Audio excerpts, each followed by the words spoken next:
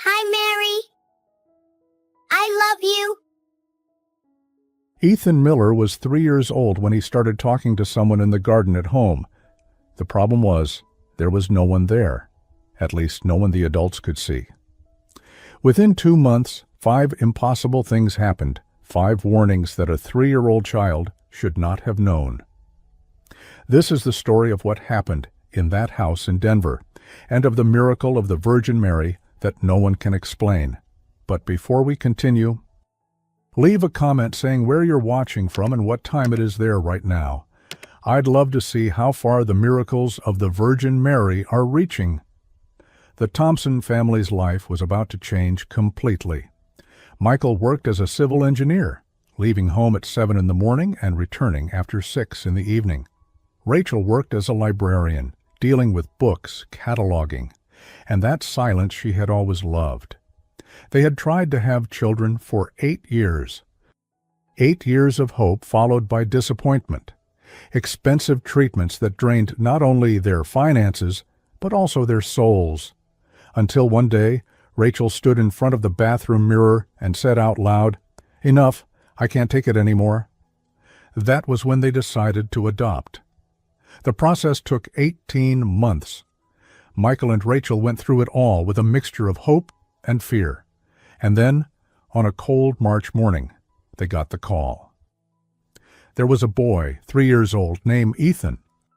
The first time they saw his picture, Rachel started to cry.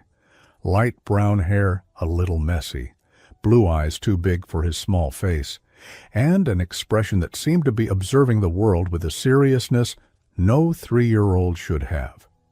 When Ethan arrived at their house one afternoon in April, he carried a small backpack with all his belongings, 3 sets of clothes, a faded blanket, and a broken plastic toy car. You know that moment when you just know your life has changed forever, even if you don't yet understand how? Rachel felt that when Ethan walked through the door. He stopped in the entryway, those big eyes scanning everything, not with childlike curiosity, with caution, as if he were calculating how long it would take before he'd be sent away again. "Hi, Ethan." Rachel knelt down to be at his level.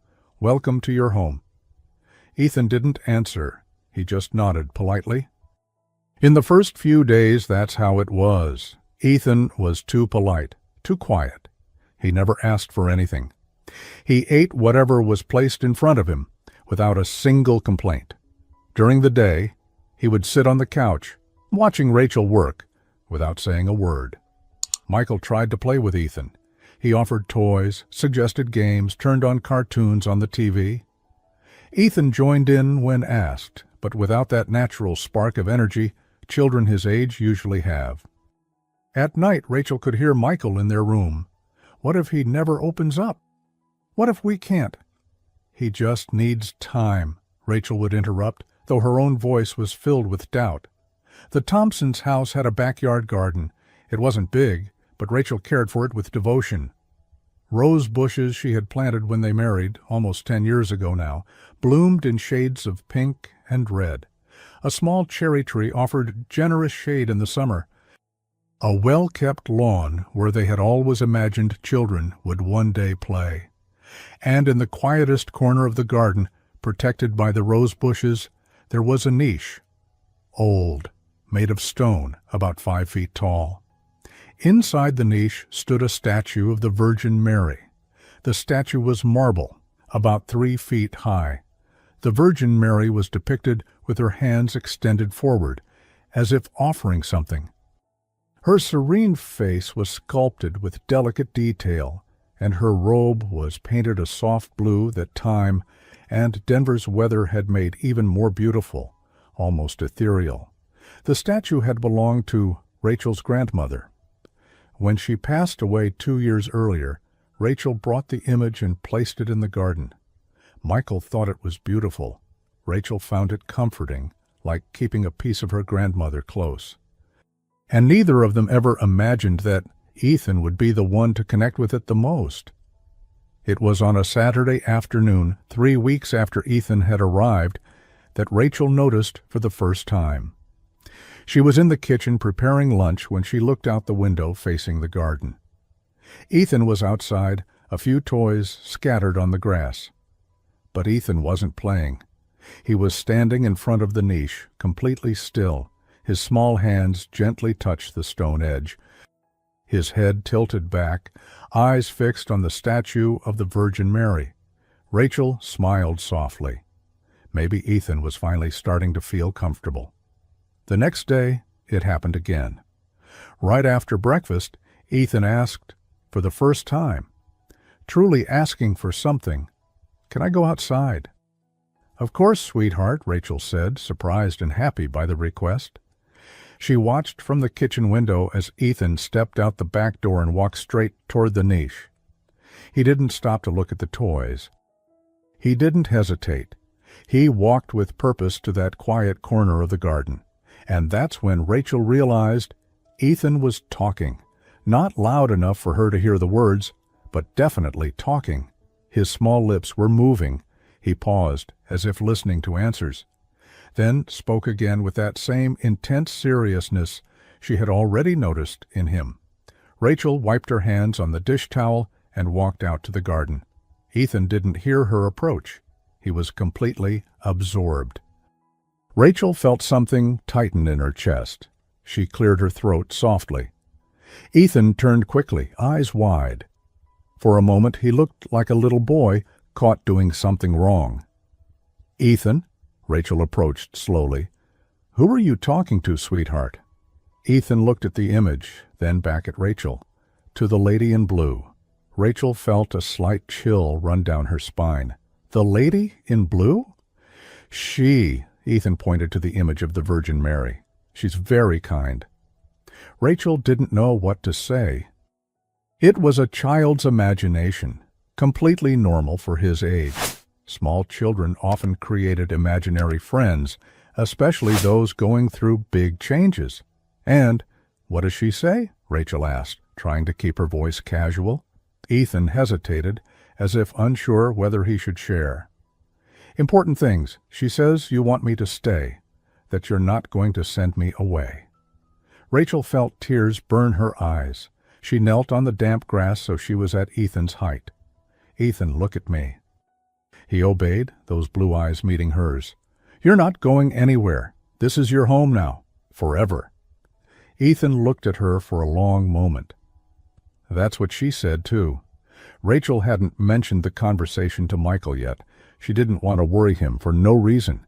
It was just childish imagination, a way for Ethan to process everything that was happening. During the following week, a routine settled in. Every day, when he came home from the daycare where Rachel had enrolled him, Ethan asked to go to the garden. He went straight to the niche. He talked, always quietly, always seriously, for about 10 minutes. Then he played a little with his toys, finally starting to act a bit more like a 3-year-old. Rachel watched through the window. Part of her found it sweet, part of her was slightly worried. But Ethan seemed happy when he talked to the image. It was on a Thursday, 2 weeks after Rachel first saw the conversations, that everything changed. Ethan was in the garden, talking as usual, when suddenly he stood up quickly and ran into the house, not calmly, with urgency. He burst through the kitchen door where Rachel was preparing dinner. "Mom, Rachel!" It was the first time he called her Mom. "Mom, Rachel, something's wrong at Mr. Harrison's house." Rachel dropped the knife she was holding. "What did you say?" "The lady in blue told me." "Something's wrong at Mr. Harrison's house, something that smells bad and is dangerous. She said we have to tell him right now." Mr. Harrison was the elderly neighbor who lived alone in the house next door. Widowed for 5 years, he was kind but reserved. Rachel saw him occasionally when he watered his own garden. "Ethan, how do you—" "Please!" Ethan grabbed her hand with surprising strength for such a small child. "She said it's urgent." Something in Ethan's absolute seriousness, those blue eyes fixed on her, that urgency in his voice, made Rachel hesitate. You know that feeling? When something inside you tells you to pay attention, even when it doesn't make logical sense? Rachel felt that. All right. We'll let him know." She grabbed the phone and hesitated. It would sound ridiculous to call a neighbor and say that her 3-year-old had told her something was wrong. But Ethan's urgency was far too real to ignore. She walked to the fence separating their yards. Mr. Harrison was in the garage, arranging tools. "Mr. Harrison," he turned, smiling kindly. "Hi, Rachel. Everything okay? I know this might sound strange, but have you smelled anything unusual in your house lately?" His smile faded. "Why do you ask?" "It's just that my son mentioned he smelled something coming from your direction. It's probably nothing, but—" Mr. Harrison frowned. "Funny you mention it. The last couple of nights I've noticed a strange smell in the kitchen. Kind of sweet." Rachel felt her stomach tighten. "Maybe it's worth checking your gas lines." Mr. Harrison nodded and called the gas company. A technician arrived an hour later. Rachel was in the kitchen when she heard an urgent knock at the door. It was Mr. Harrison, his face pale. "Rachel," his voice was trembling. "The technician found a leak in the external gas pipe right behind the kitchen wall. He said it's small, but it was there. If it hadn't been found, it could have caused a dangerous buildup, a fire, or worse." Rachel felt her legs go weak. "How did your son know?" Mr. Harrison asked, genuinely curious. "Did he smell it from outside?" I don't know." But she knew Ethan couldn't have smelled it. He had been playing in the backyard, far from Mr. Harrison's house, and the leak was behind a wall. That night, when Ethan was asleep, Rachel finally told Michael. "He said the lady in blue told him," she explained, watching Michael's expression shift from skeptical to worried. "Rachel, that was just a coincidence. It had to be." "How, Michael? How does a 3-year-old know about a gas leak that even the neighbor didn't notice?" Michael had no answer. The days passed. May arrived, bringing warmer temperatures and flowers blooming all over the garden. Ethan continued his daily conversations with the image of the Virgin Mary. Rachel watched him, now with a mixture of fascination and something she couldn't quite name. It was on a Tuesday, 10 days after the incident with Mr. Harrison, that the second situation occurred. Rachel had gone to the pharmacy to pick up her usual medication, something for anxiety that she had been taking for years. Same prescription, same pharmacy, same routine. She arrived home and placed the bottle on the kitchen counter while putting away the rest of her groceries. Ethan was coloring at the table in the living room, but stood up as soon as he saw the bottle. He walked to the kitchen, his eyes fixed on the medication. "Mother Rachel, don't take it." Rachel looked at him, puzzled. "What, sweetheart?" "The medicine. The lady in blue said there's something wrong, that if you take it, you'll get really sick." Rachel felt irritation mixed with concern. She was being ridiculous, taking seriously the imagination of a 3-year-old child about her medication. "Ethan, this is the same medicine I always take." "But it's wrong." His voice rose full of urgency. "She said it's dangerous." Ethan grabbed Rachel's hand, eyes wide and serious. "Please, Mother Rachel, please." Rachel looked at that small face, at the genuine urgency in his expression, and she thought of the gas leak. All right, I'll check." She picked up the phone and called the pharmacy. "Hi, this is Rachel Thompson.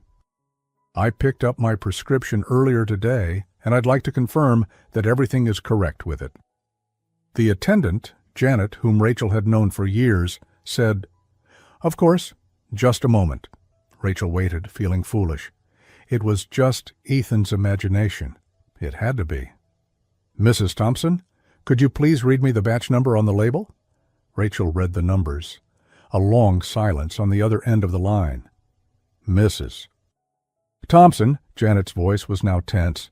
"Could you come back here, right now?" Rachel's stomach dropped. "Why? What happened?" "Just please come. And bring the bottle."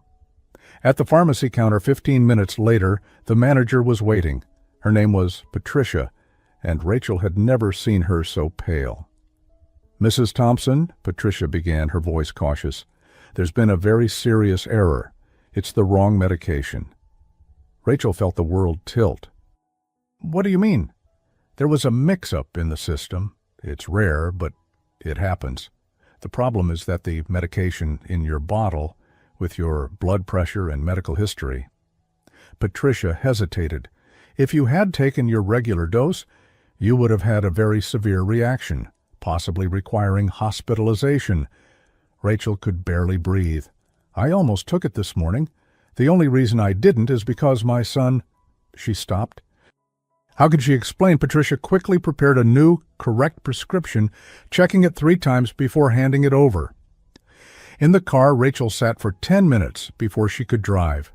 Her hands trembled on the steering wheel. When she got home, Ethan was playing with his toy cars in the living room. He looked up as she walked in. Rachel knelt down and hugged him tightly. "Thank you, my love. Thank you." That night, the conversation with Michael was different. Twice Michael. 2 situations where he knew impossible things. Michael ran a hand over his face, clearly disturbed. "What are you suggesting here? That our 3-year-old son is... what? Having visions? Actually talking to the Virgin Mary?" When said out loud, it sounded absurd, completely impossible. But they couldn't deny the facts. "I don't know what to believe," Rachel admitted, "but I can't ignore it either." Weeks passed. May turned into June. The weather grew warmer. The rose bushes in the garden bloomed in explosions of color. Ethan continued his daily conversations with the image. Rachel and Michael watched, now with a mix of reverence and fear of what might come next. It was on a Friday morning that the 3rd situation happened. Michael was in his home office preparing presentations for an important meeting in Chicago the following Monday. He planned to leave Sunday afternoon, drive more than 10 hours to Chicago, and have time to prepare before the meeting. Ethan walked into the office that morning. Michael was so focused on his computer screen that he barely noticed. "Father Michael?"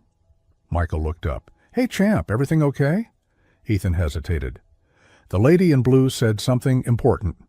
Michael felt something tighten in his chest. After the gas leak and the switched medication, he had developed a cautious respect for Ethan's messages.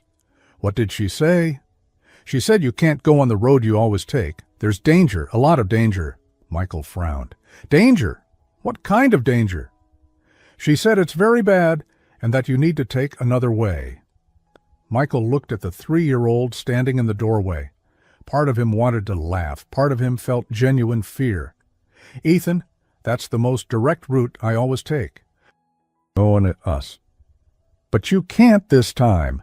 Tears began to form in Ethan's eyes. "Please, Father Michael, please." She said, "It's very important." Rachel appeared behind Ethan. She had heard everything. She and Michael exchanged a long look, one of those looks couples share that carry entire conversations without words. "Michael," she said softly, "after everything." On Sunday afternoon, Michael left. He kissed Rachel and Ethan at the door. The trip was uneventful. Michael arrived in Chicago at 4 a.m. Dion exhausted but safe.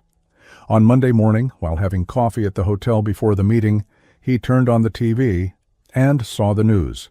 A serious accident involving multiple vehicles completely shut down the main highway last night for more than 6 hours. At least 4 people were critically injured when a truck lost control. Michael felt the blood drain from his face. The accident occurred around 7 p.m. He would have been there, right in the middle of it. His hands were shaking so badly he nearly spilled his coffee. When he returned to Denver on Wednesday, he walked into the house and went straight to the garden, where Ethan was with Rachel. He knelt in front of Ethan. "Thank you," he said, his voice trembling. "Thank you." Ethan simply nodded, as if he knew exactly what Michael was talking about. That night, after Ethan had gone to bed, Michael and Rachel sat together on the couch in silence for a long time. "I can't pretend it's a coincidence anymore," Michael finally said. 3 times.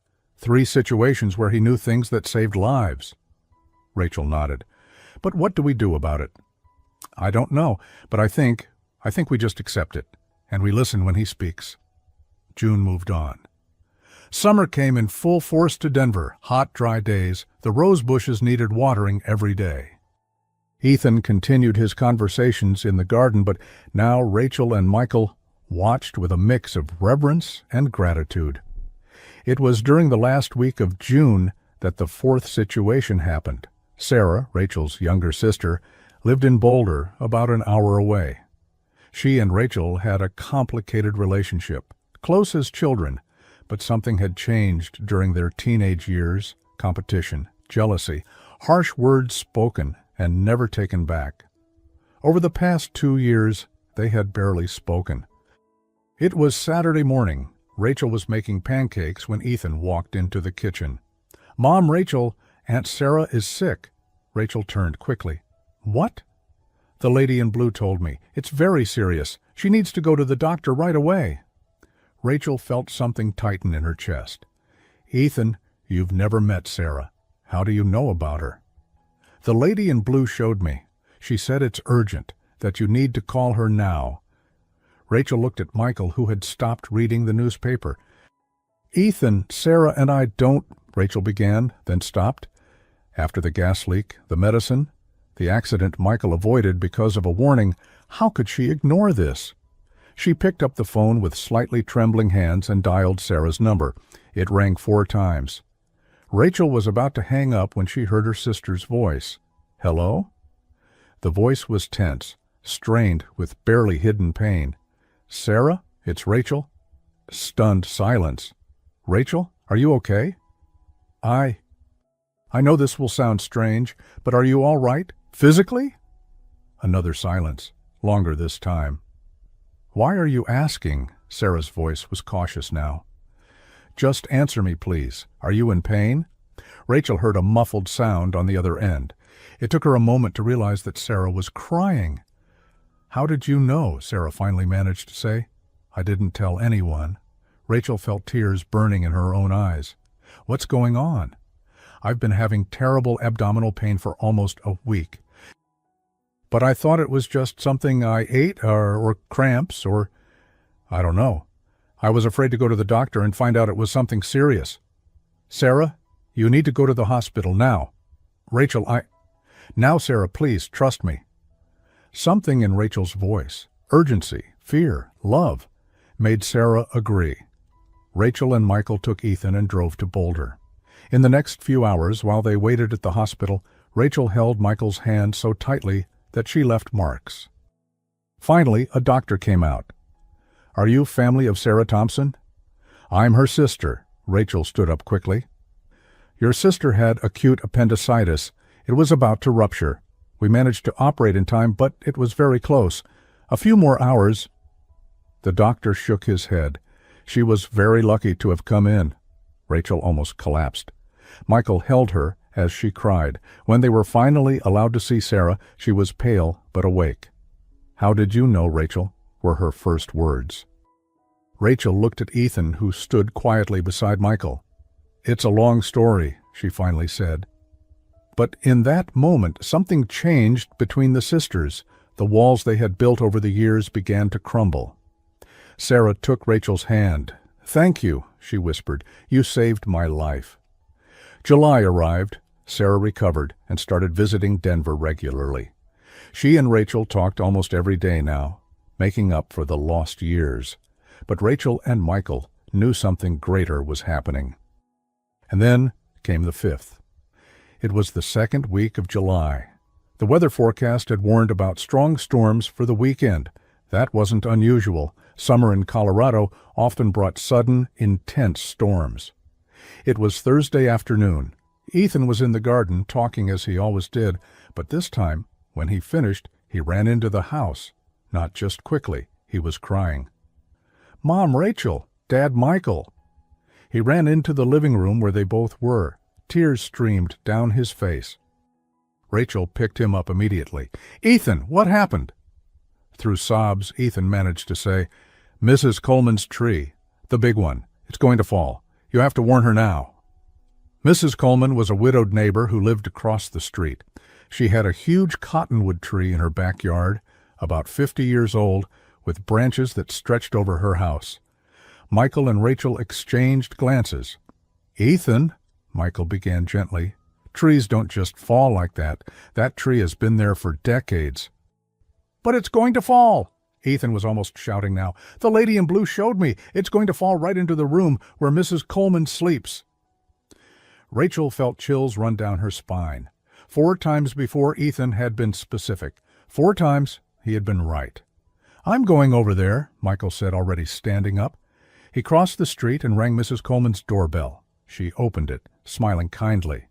Michael, what a pleasant surprise. Come in. Mrs. Coleman, I know this is going to sound absolutely crazy, but I need to tell you something. 5 minutes later, he was back. Well? Rachel asked. She was very polite, said the tree is healthy, inspected 2 years ago, but... He hesitated. I saw something on her face. I think she's taking it into consideration. On Friday, the storm came. It started as a normal heavy rain, but it quickly intensified. Winds began to howl around the house. Thunder shook the windows. And then, at 9:37 p.m., they heard it. A crash. So loud it made the ground tremble. It sounded like the world was collapsing. Michael ran to the front window. The giant tree in Mrs. Coleman's yard had fallen. Not to the side, not backward, but straight onto the house. Massive branches had pierced the roof, completely destroying the area where the main bedroom was located. Oh my God, Rachel whispered. Michael was already grabbing the phone, running outside into the rain. Other neighbors were rushing out too, shouting. But then, from the door of the ruined house, Mrs. Coleman appeared, frightened, but alive. She was crying when Michael reached her. I was in the guest room, she managed to say between sobs. Your warning. I couldn't stop thinking about it, so I decided to sleep in the other room, just to be safe. If I had been in my room... She looked at the wreckage, at the huge branches that had completely crushed the bed where she usually slept. It would have been fatal, without any doubt. In the days that followed, the story spread through the neighborhood. The 3-year-old boy who had saved the neighbor's life.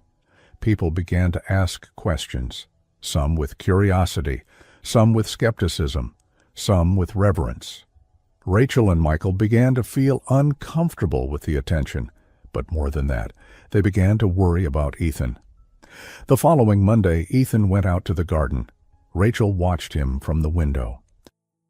He sat in front of the niche and talked for a long time, almost 20 minutes, much longer than usual. Rachel saw when Ethan asked questions. She saw when he listened, head tilted in full attention. She saw when tears appeared in his eyes. She saw when he nodded, accepting something. When Ethan finally stood up, his eyes were red and wet. But there was peace on his face. A deep peace she hadn't seen before. He came back inside. Rachel knelt down to be at his eye level. What did she say? He said that I helped those who needed it, and that now it's okay for me to just be a kid. He paused, wiping away his tears. He said he'll always take care of me, even if I don't talk to her every day, and that she's proud of me. Rachel hugged Ethan tightly, her own tears falling. That was the last time Ethan spoke to the image of the Virgin Mary in that way. Months went by. July turned into August, then September. Summer began to give way to autumn. Ethan changed. Not just on the surface, taller, more expressive, more open, but in something deeper. He started to truly play, to laugh out loud, to make friends at daycare, to ask Michael to play ball with him, to help Rachel in the garden, planting flowers and watering them with a watering can far too small for his hands. He still went to the garden, still passed by the little shrine. Sometimes he would stop for a moment and look at the image, but he didn't talk anymore. It was more like saying hi to an old friend, a silent acknowledgement, and Ethan was being a child, finally, completely. One Sunday morning, Rachel was in the garden watering the plants when Ethan came out to play. He stopped in front of the shrine for a moment, gently touched the stone base, smiled at the image, and kept running to catch his ball. Rachel watched, tears burning in her eyes. "Thank you," she whispered to the image. Thank you, Virgin Mary, for bringing him to us, for bringing us to each other. A gentle breeze made the rose bushes sway, and for a moment Rachel swore she smelled roses, stronger than they should have been, a sweet, comforting scent that wrapped around her like an embrace. But it lasted only a moment. The image of the Virgin Mary still stands in the Thompsons' garden. Rachel still tends to the roses around it with devotion. Ethan never comments, never mentions the conversations he once had there. Was it coincidence? A child's imagination? A miracle of the Virgin Mary? What we know is that for 2 months, in an ordinary house, something happened that defies any logical explanation, something that saved lives, something that healed relationships, something that transformed a family, and a 3-year-old boy, scared, alone, searching for his place in the world, found a way to belong by becoming an instrument of something greater than himself. Before we finish, I want to invite you to join our prayer community for the Virgin Mary, a space of faith and hope where people from all over the world come together to pray and share the graces they've received. If you feel in your heart the desire to be part of this chain of prayer, click below and become a member of the channel today. Come pray with us. And if you've made it this far, to the end of Ethan's story, do one thing for me. Write in the comments, "Lady in Blue," the words a little boy used to describe the one who guided him. I want to see how many hearts this story truly touched. And every time I read "Lady in Blue" in the comments, I'll know that one more person believes that the miracles of the Virgin Mary still happen. If this story touched your heart, subscribe to the channel and turn on the notification bell. Share this video with someone who needs to renew their hope today. May the Virgin Mary continue to bless and protect you and your family. Amen.